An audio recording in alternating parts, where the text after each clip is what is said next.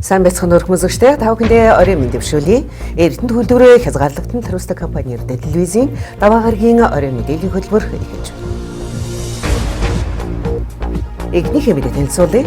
Эрдэнэт төлбөрийн дулааны цахилгаан станцын хамт олон 2016 онд хийгдэх ажлынхаа төлөвлөгөө гарган ажиллаа эхлүүлээд байна. Энэ онд хийгдэх гол ажил нь дулааны цахилгаан станцын өргөтгөлийн ажил юм. Эрдэнэт төлбөрийн дулааны цахилгаан станцын өргөтгөлийн ажлын бэлтгэл ажлууд хийгдэж байна. Хятадын Харбин Electric International компани зураг төслийн эхний ажлыг хийж дуусжээ. Дулааны цахилгаан станц 600-тай боловч суурилагдсан хүчин чадлаа бүрэн хэмжээгээр нь ашигладаггүй. 5 мегаваттын өргөтгөл хийснээр дулааныхаа суурилагдсан хүчин чадлын 23-аас 25%-ийг ашиглаж байгаа юм. Манай станцын хувьд бол бас өргөтгөлийн ажил бол эхний шатантай явагдаж байна. 16 онд бол өргөтгөлийн ажлын эхний ажлууд бол графикын дагуу хийгдэж эхэлнэ. Энэ авраас. Тэгэхээр 16 онд бол бас манай станцын хувьд бол олон жил өсч мөрөөдсөн манай өргөтгөлийн ажлын бол ажлууд бол эхлэх бүтээн байгуулалтын өмчлүүд бол болох төлөвтэй л байна. Бас хятадын мэргэжилтэнгүүд ирж манай дээр 20 гаруй хоног ажилласан.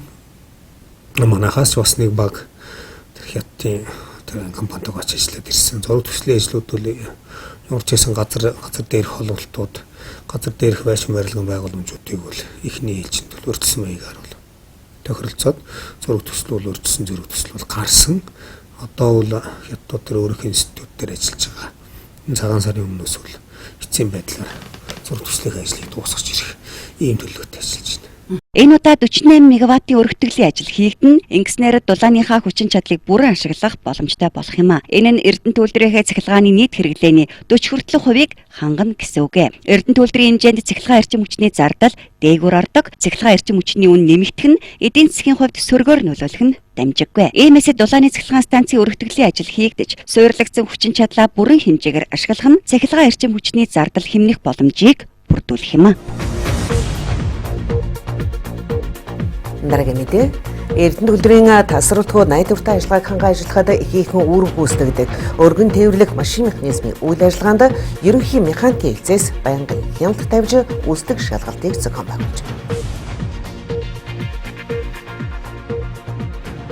Эрдэнэт төлбөрийн ерөнхий захирлын 2015 оны 12 дугаар сарын 18-ны өдрийн А637 тоо тушаалын дагуу үйлдвэрт ашиглагдаж байгаа бүх төрлийн кран түүний зам тэлбэр цахилгаантай лифт ганц татлагад чирэг зам кранаар ачаа шилжүүлэх зорилттой сав ачаа өргөх ээлжийн хэрэгслүүдийн аюулгүй ажиллагааг ерөнхий механикийн хэлтэст даалгасан. Харин өргөн тээвэрлэх машин механизмын бүрэн бүтэн байдлыг хариуцагчаар компани ерөнхий механикч болон механик хэсгийг томилон ажиллуулжээ. Эрдэнэт төлбөрийн хэмжээнд үйлдвэрлэлд ойролцоогоор 150 гаруй өргөн тээвэрлэх машин механизм ажиллаж байна. Тэдгээр машин механизмын найдвартай үйл ажиллагаанд байнгын хяналт тавьж үзлэг шалгалтыг тогтмол зохион байгуулж байна. 16 он гарснаас хойш Эрдэнэт төлбөрийнхээ хэмжээнд ерөнхий захирлын А637 гэсэн тушаал өргөн тээвэрлэх машин механизм тавих хяналтыг сайжруулах чиглэлээр ийм тушаал гаргаад төлөвлөгөөт график гаргаад оны эхнээс манайх ажиллаад явж байна. Мөн Орхон аймгийн улсын хяналтын байцаагчтай хамтраад сэлэнг амралтын бааз болон сархиа цааны бааз одоо яг өвлийн улиралд одоо ганц татлах чирэг замаар хөхт залуучууд чөлөө цагаа зөв боловсон өнгөрүүлэхэд ашигладаг тэр ганц татлах чирэг зам дээр хяналт тавиад ажиллаж байна. Компани хэмжээнд өргөн тээвэрлэх машин механизмын хэрэглээ түүний үйл ажиллагааг сайжруулах чиглэлээр оосорлагч кранчдын сургалтыг төлөвлөгөөт хуваарын дагуу зохион байгуулж байна. Энэ 7 хоногийн үед шинээр ажилд орогч оосорлагчдоос шалгалт авч кранчдын сургалтыг зохион байгуулахаар төлөвлөжээ. Эдгээр ажлыг технологийн сургуультай хамтран зохион байгуулах юм байна. Өнгөрсөн онд манай хэмэгт сүрээгээр өвчлсөн тохиолдол 116 бүртгэгдсэн байна. Халдвар төвчний дотор тархал тарах хайцсангууд цөөнж сүрээгээр өвчлсөн тохиолдолд эрт илрүүлэх эмчилгээгээ гүйцэд хийх шаардлагатай байдаг тухай сүрээгийнч хэлж байна. Сүрийн нянгаар үүсгэгддэг янз бүрийн эрхтэн ялангуяа уушгин дөрвслийн голомт үүсгдэг амьсгалын замаар тархдаг нийгмийн халдвар төвчин юм а. Сүрээгийн нян гадаад орчинд маш тэсвэртэй бөгөөд тоосонд 100 хоног, хөрсөнд 6 сар, усанд 150 хоног хүртэл удаан хугацаанд хуваагдсан үрждэг онцлогтой гэж байна. За өнгөрсөн онд аймгийн хэмжээнд 116 хүн тус өвчнөр өвчлөлт эмчийн хяналтанд орж эмчилгээ хийлгэсэн байна. 14 онд бол 2 байсан. За энэ жил бол нэг 15 тохиолдлоор нэмэгдсэн байгаа. За уушгины хэлбэрийн болон уушгины бас эрхтний хэлбэрийг хайцуулж үзэхэд нэг 60-40 гэсэн хажаатай байна. За энэ үүнээс 79 уушгины сүрээ та бас дүлцсэн 40-д нь болохоор бас уушгины бас хэлбэрийн сүрээ байна. За энэ сүүлийн 15 оны байдлаар бол эмэн төсвөртэй сүрээтэй мөн шинээр 5 өвчтөн илэрч эмчилгээнд орсон байгаа. За сүрээ өвчин нэгээс нөгөөд амьсгалын замаар халдварладаг уушгины хэлбэрийн сүрээтэй өвчтэй хүнийг ярих, ханиах, найтайхад эргэн тойронд нэг их хэмжээний нэн тархаж байдаг байна. Өвчтөнтэй ойр байсан хүмүүс угнын агуулсан агаараар амьсгалснаар халдвар авдаг учраас уушгины хэлбэрийн сүрээтэй өвчтөнтэй ойр байгаа хүмүүс халдвар авах магадлал өндөр байдаг гинэ. За энэ өвчин үүсгэд орчны эрүүл ахуйн таагүй байдал, хоолт хичээлийн дутагдал, арх, тамхи, мансаруулах бодис сэргэлэх, дархлаас узрах, стресс, дагалдах суурь өвчнөд байх зэрэг олон хүчин зүйлс нөлөөлдөг байна. 2015 оны 11-р сарын 23-нд Эрдэнэ төлөвийн гам бууран цог сувх цэхийн өргөтгөл ашиглалтанд орсон. Гам бууран цог сувх цэхийн өргөтгөл хийгдснээс хойш өнөөдөр хүртэл нийтдээ 2800 тонн орчим гам бууран цог үйлдвэрлэдэг. Эрдэнэ төлөвийн гам бууранцэг цойх цэхийн хамт олон үйлдвэрийн хэрэгцээт гам бууранцгийн 85% үйлдвэрлэдэг байсан бол өргөтгөлийн ажил хийгдснээр 100% хангах хүчин чадалтайгаар үйл ажиллагаагаа явуулж байна. Тус цэх нь гам бууранцэг үйлдвэрлэхдээ бэлтцээ дизель түлшээр халаадаг байсан нь эдийн засгийн хувьд асар их хөрөнгө шаарддаг байсан юм а. Иймээс нүүрсийг шатааж нүүрсний хийгээр бэлтцээ халаах технологиг нэвтрүүлэхээр нүүрс хийжүүлэх зуухыг ашиглалтанд оруулсан. Нүүрс хийжүүлэх технологиор гам бууранцэг үйлдвэрлэхэд хамгийн чухал нь өндөр илчлэгтэй нүүрс шаардлагатай байдаг юм байна. Одоо хамгийн гол шаардлага бол одоо нүүрс хийжүүлэлтэн дээр бол шаардлага бол нэгдүгээрт бол нүүрсний илчлэг, хоёрдугаарт бол нүүрсний хэлбэр хэмжээ. За энэ нь бол 30 мм-ээс 90 мм-ийн хоорондох тийм хэмжээтэй нүүрс бол ерөөсөө ачаалж байгаа. Нунтаг нүүрс бол хэрэгэлдэггүй. За хамгийн гол шаардлага бол энэ байгаа. За нүүрсийг одоо хаанаас хэрэгжилж яах гэвэл одоо бид олон овоо талаас Чингисийн хараалт компани, Штанколи гэдэг бас нэг зэрэгэлдээ нэг компани байгаа. Шарын голоос бас бол ер нь нүүрсээ бол хэрэгжилж байгаа. За энэ дээр бол ер нь бол илчлэг Эгдэмхий тал дээр бол ерөөсөө шинж чанарууд бол хангаад байгаа боловч ер нь цаанаас ажилтнаа бол ерөөсөө нунтаг нүүрсийг авчирж ирнэ манад их нэгэсэнд хүндрэл учруулж байна. Түүнээс бол технологи бол ер нь нүүрстэйгээ бол бид нар бол уялдуулаад бол технологи бол бариад авцсан байгаа. Ажилчид энэ дээр дадчлаа ер нь аль гадна хийжүүлэлтэн дээрээс тэр дотор цөвлөлтөн дээрээс тэр ер нь утааныхаа асуудлыг баг шийдээд авцсан. Өдөрт 100 тонн гам бууранцэг үйлдвэрлэж байна. Энэ нь жилдээ 30 мянган тонн гам бууранцэг үйлдвэрлэх боломжтой гэсэн үг. Өргөтгөлийн ажил хийгдснээр гам бууранцэг цойх цэхийн үйлдвэрлэлийн өмнөх зарлыг 33% хэмнэх юм а. Нүүрсний хийг шатааж цэвэршүүлэн хэрэглэх нь эдийн засагт хэмнэлттэй, байгаль экологийн хувьд цэвэр үйлдвэрлэл явагдаж байна. Өргөтгөл хийгдснээр 1 тонн гам бууранцгийн өөрийн өртөг 33 хувиар буурч, дизель түлш нүүрсний үнийн зөрүүгээс гарах хэмнэлт жилдээ 1.6 тэрбум төгрөг болох юм а. Түүнчлэн үйлдвэрлэлийн зардлыг жилдээ 1 тэрбум төгрөгөөр хэмнэх боломжтой болж байна. Эрдэнэ төлөвийн баяжуулах фабрикийн нунтаглан баяжуулах хэсгийн хамт олон ажлын амжилтаар дүүрэн байна. Тус хэсгийн төлөвөт ажлын талаар дараах мэдээллийг манаас туулж бэлтгэсэн байна. Эрдэнэ төлөвийн баяжуулах фабрикийн нунтаглан баяжуулах хэсэг үйлдвэрийн гарцад нэн чухал шаардлагатай технологийн шат амжилгыг гүйцэтгэн ажилладаг. Тус хамт олон өнгөрсөн сард хөдөр боловсруулалт 102.6%, зэсийн металл авалт 100.4%, молибден металл авалт 112.5%, зэсийн металл гаргалт 106.6% буюу 788.6 тонн, молибдений металл гаргалт 145.5% буюу 74800 тонноор тус давуулан биелүүлжээ. Тус хэсэг нь 245 ажиллагч 4 ээлжээр тасралтгүй үйл ажиллагаа явуулдаг. Нунтаглан баяжуулах хэсгийн хамт олон шинэ оны ажлын гараага судалгааны төвтэй хамтарсан Монплот уралжийн туршилтын ажлаар эхлүүлж байна. За өнгөрсөн 2015 онд нунтаглан баяжуулах хэсэг маш амжилттай ажиллаа. Ер нь бүх технологи үзүүлэлттэй үүдийн давуулан биелүүлсэн. Амжилттай хөдлөө. За 2016 он гараад бид нар шинэ төлөвлөгөөнд ороод ажиллаж байна. Юунд дөрөнд хөдөр боловсруулалтыг урд оныхоос нэмэгдүүлсэн байгаа. 30 сая 600 мянган тонн хөдөр боловсруулах ёстой. Дээрээс нь металл авалт болон металл гаргалтын төлөвлөгөөс тодорхой хэмжээгээр нэмэгдсэн. Энэ мэдээж өнгөрсөн 2015 онд ашиглалтанд орсон гисэг өргөтгөлтэй шууд холбоотой. Тэгэхээр ямар ч гисэг өргөтгөлтэй холбоотой техник тоног төхөөрөмжийг хэвийн үйл ажиллагааг хангах, за төлөвлөгөө засвар үйлчлэгийг бас төлөвлөхөд маш олон ажлын төлөвлөгөө болсноос тэрнийхээ ажил эхлэх явж байна. Ангарснаас хойш бас нэг том 2-3 зогсолт бас болоод ихтэй 10 хоногийн байдлаар тэрэн болон баяжуулалтын 1-р секц бас засварт зогсоод 6-р секц засвар зогссон. Тэрийг засаад дуусаад ашиглалтанд орлоо. Одоо 1-р очроос өнөөдөр засвар зогсоод засварын ажил эхлээд явж байна. Баяжуулах фабрикийн нунтаглан баяжуулах хэсгийн бүтээлч хамт олон шинэ оны ажлын төлөвлөгөөний дагуу хөдөр боловсруулалтыг өмнөх жилүүдийнхээс нэмэгдүүлэхээр зорин ажиллаж байна. Мөн 2015 онд ашиглалтанд орсон өөрөө нунтаглах хэсгийн өргөтгөлийн ажилтай холбогдуулан тус хэсгийн ажиллагчид металл авалт, металл гаргалтын төлөвлөгөөг нэмэгдүүлэх төлөвлөгөөний дагуу ажил үргээ гүйцэтгэж байна. Өдрийн илуурхаан засварын хэсэгт шинэ экскаватор угсрах ажил хийгдэж байна. Энэ талаар анхааруулж дарах мэдээ бэлтгэлээ. Он гар сар хөдрийн илуурхаан засварын хэсгийн хамт олон төлөвлөгөөт засвар үйлчилгээний ажлуудаа хуваарийн дагуу хийж гүйцэтгэж байна. Оны өмнөхөн хөдрийн илуурхаад 10 м3 багтаамжтай экскаватор шинээр иржээ. Шинэ экскаваторын угсралт тохируулахын ажлыг хөдрийн илуурхаан засварын хэсгийн хамт олон гүйцэтгэж байна. Одоо экскаваторын угсралтай ажлыг бол 2 сарын 16-нд дууссан юм байна. Одоо бол яг нэг 20% явж байна.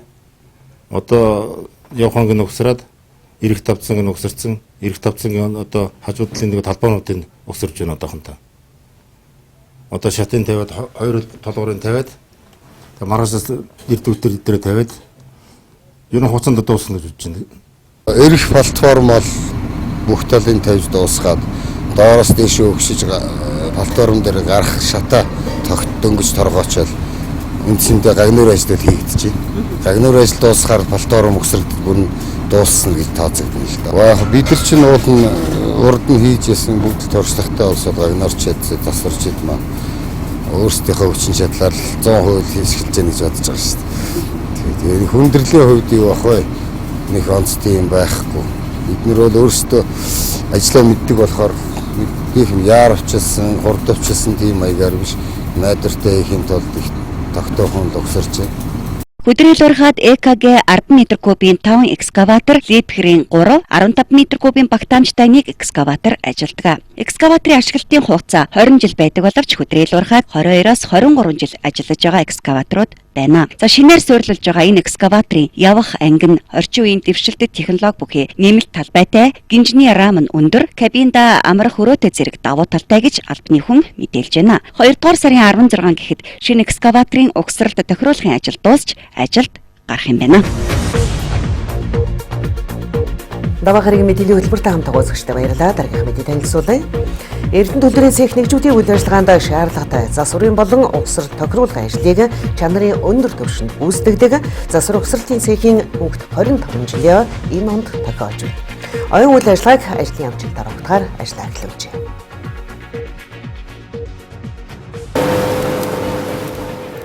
Эрдэнэ төлөвлөрийн засвар угсралтын цех нь Монгол зөвлөлтийн хамтарсан уул уурхайн баяжуулах Эрдэнэ төлөвлөрийн ерөнхий захирлын 1991 оны 11 сарын 11-ний өдрийн 341 тоо тушаалын дагуу байгуулагдсан төвхтэй. Тус цехийн хамт олон өнгөрсөн оны хувьд үйлдвэрийн гарцыг 6 сая тонноор нэмэгдүүлэх, төслийн хүчин чадалтай өөрөө нутаглах хэсгийн өргөтгөлийн ажилд угсрал тохируулах засварын ажлыг гардан гүйцэтгэсэн. Мөн бусад техникийн захиалгат ажлыг найдвартай түргэн шуурхай хугацаанд хийж гүйцэтгэсэн байна.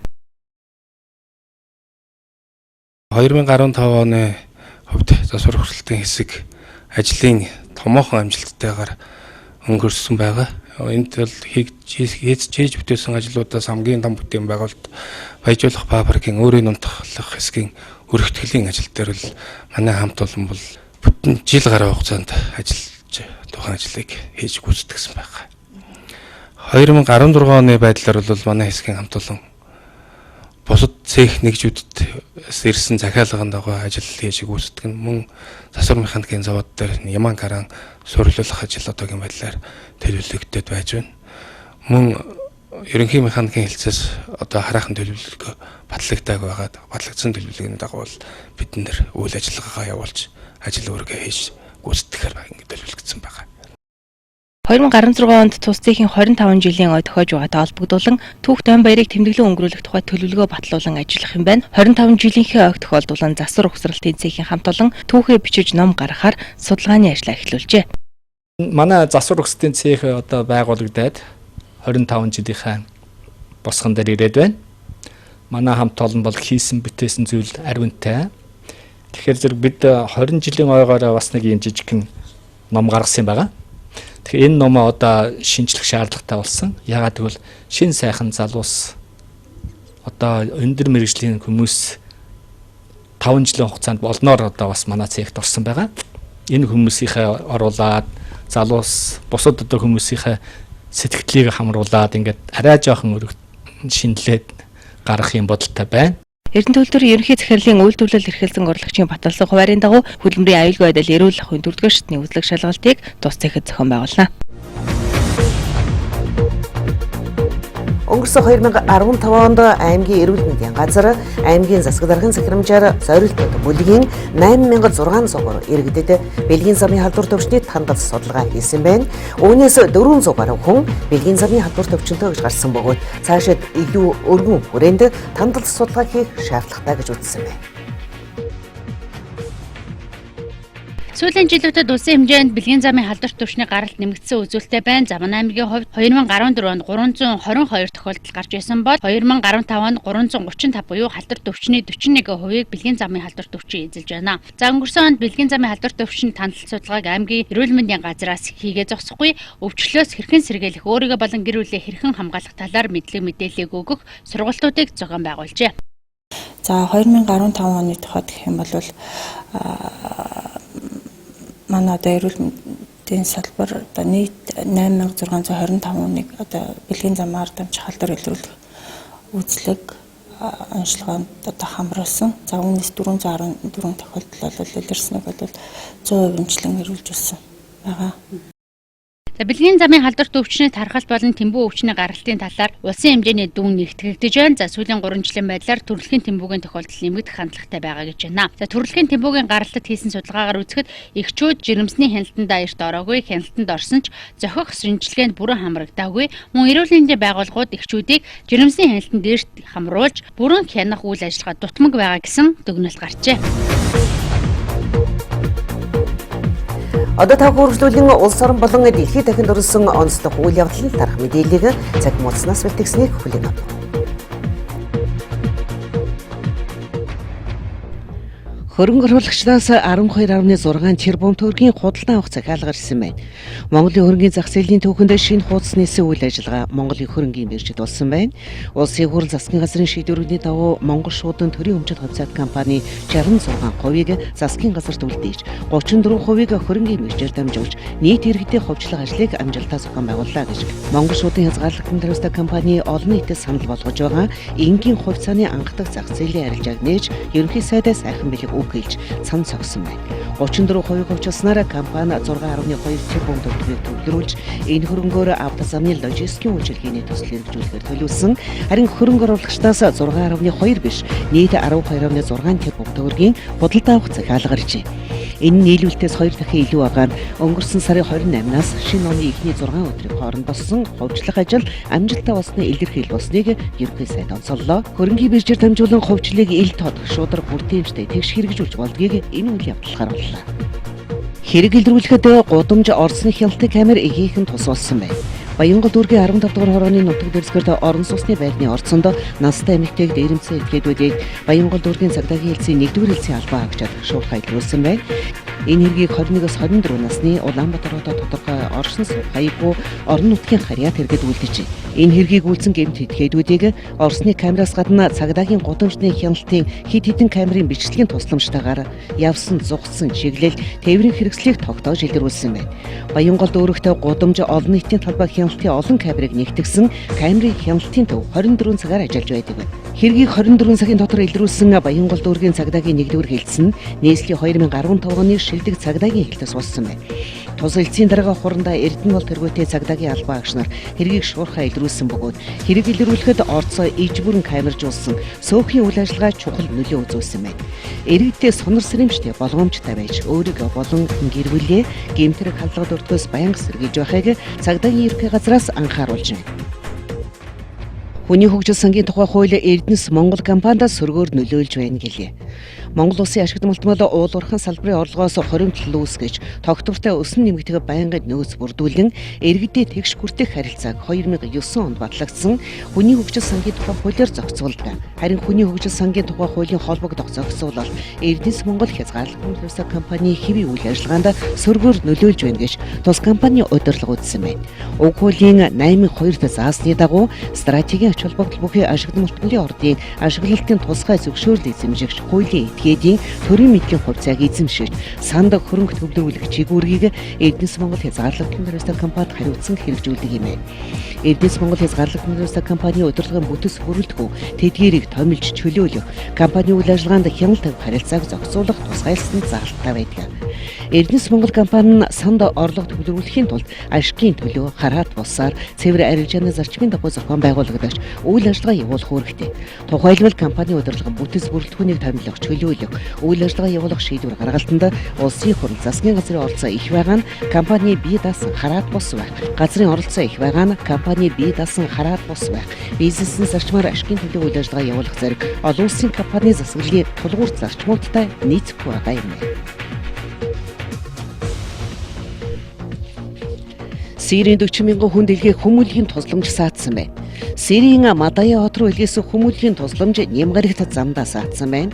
Леванта хил залгаа байдаг Мадия хотыг Сирийн засгийн газрын хүчнийхэн бүслээд байгаа бөгөөд өдгөө тэнд 40 гаруй мянган хүн амьдарч байна. Дэлхийн хүнсний хөтөлбөрийн дагуу тус хотод хоол хүнс, эм тарэ бүхий л хүмүүлийн тусламжийн эхний хэсгийг илгээх ёстой байсан юм. Тэнд байгаа хүмүүс өлсгөлөнгийн улмаас амиа алдаж, зарим нь тэжээвэр амьтан өвснөгөө идэ амь зогоож байгаа гинэ. Хүмүүлийн тусламж саатсан шалтгаан тодорхойгүй байгаа бөгөөд Бермудтай жилжсэн BBC сурвалжлагч Жим Мюр дайны шугамыг дамжин өнгөрш бүслэгсэн газар нутагт очих нь үргэлж хүндрэлтэй бэрхшээлтэй байдаг. Харин энэ асуудлыг шийдэхин тулд хоёр тал улс төрийн төвшөнд хилцэж тохиролцох хэрэгтэй гэсэн байна. Засгийн газрын хүчин болон тэдний холбоотнууд болох Ливаны Хизболло шийтийн хөдөлгөөнийхэн өнгөрсөн 7 дугаар сараас Мадия хотыг эзэлсэн байна. Мадия хотоос гадна даваа гарагт Сирийн умард хэсэгт орших засгийн газрын хүчний бүсэлтэнд ороод байгаа Кипро буюу Эл Пау тосгонуудад хүмүүнлэгийн тусламж илгээхээр төлөвлөж байгаа юм байна. Сирд 4.5 сая хүн хүнд нөхцөл байдал амьдарч байгаа бөгөөд тэдний дунд 400 мянган хүн хүмүүнлэгийн тусламж илгээх боломжгүй бүслэгдсэн 15 нутаг дэвсэгт амь зогоож байна. Бангагийн дэрэнд патент олгож сүүлийн үед Бангагийн зөгнөл хэмээн үнэн худал мэддэхгүй олон таамгийг дэвшүүлэх болсон байлээ. Тиймээс Болгарын зүүнч Бангагийн нэрийг ашиглан мөнгөжих санаа сэдсэн патентжуулах явдал бололтой. Үүнээс хойш Бангагийн нэрийг дурсах нь бүхэл зүүнчийн хэлсэн үг амьдралын тухайч дурсах ёсгүй. Зөвхөн алдарт эмэгтэй нэрмжээд тусгай сангийн зөвшөөрлийг авсан тохиолдолд дурсан ярьж болох юм байна.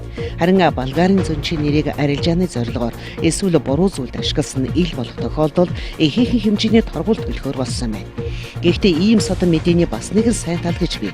Учир нь хүмүүс Бангагийн нэрийг барьж худлаа зөгнөл тараадаг явдал буурна гэж үзэж байгаа юм. Жишээ нь дэлхийн 3 дугаар дайны тухай. Банга бол 20 дугаар зууны 2 дугаар хагасын брэнд болдог юм. Болгар нэмэгтэйгээр бахархаж ирсэн бөгөөд ертөнцийн 8 дахь гайхамшиг гэж нэрлэж болох юм аа. Сайн хүний нэрийг дуртай болгон ашиглаж болохгүй.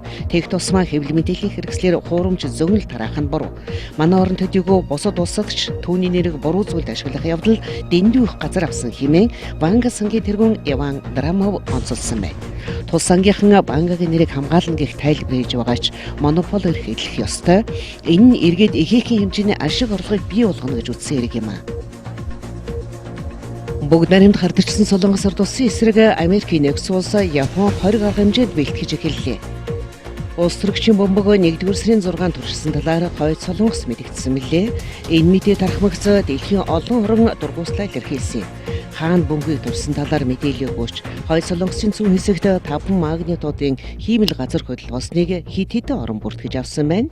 Сүмийн зэвсэг туршихад дэндүү бага хүчин чадалтай хэмээн Өмнөд Солонгосын зүгээс мэдэгдсэн юм. Хойд Солонгос үнэхээр шин төрлийн сүмийн зэвсэг туршсан уу? Эсвэл хөрш орнуудынхаа мэдрэлээр тоглох гэсэн үү? Энэ асуултанд хариулт байхгүй. Гэвч тус улсын эсрэг хоригдмжээ авах талаар Америкийн нэгдсэн улс Японтой ярилцаж эхлээд байна. Америкийн нэгдсэн улсын ерөнхийлөгч Барак Обама Японы ерөнхий сайд Шинзо Абетай уулзаар ярьжээ. Эрс шийдэмгийн аргамжаа авснаар бүгд найрамд галтчихсан Солонгос ард улсад дахиад болно. Дахин өдөө хатгсан үйл хийхээс урьдчилан сэргийлэх хэрэгтэй хэмээн Шинзо Абе онцолсон байна. Америкийн нэгдсэн улсын ерөнхийлөгч түүнтэй санал нэг байгаагаа илэрхийлээд холбоотнуудаа хамгаалахын тулд бүхэл аргамжийг авах гэдгийг онцоллоо. Үүнтэй зэрэгцээд Өмнөд Солонгос Америкийн нэгдсэн улстай хилцээр эхлүүлж, Солонгосын хойгт Америкийн цэргийн хүчин стратегийн чиглэлтэй зэвсэг байршлуулах бололтой.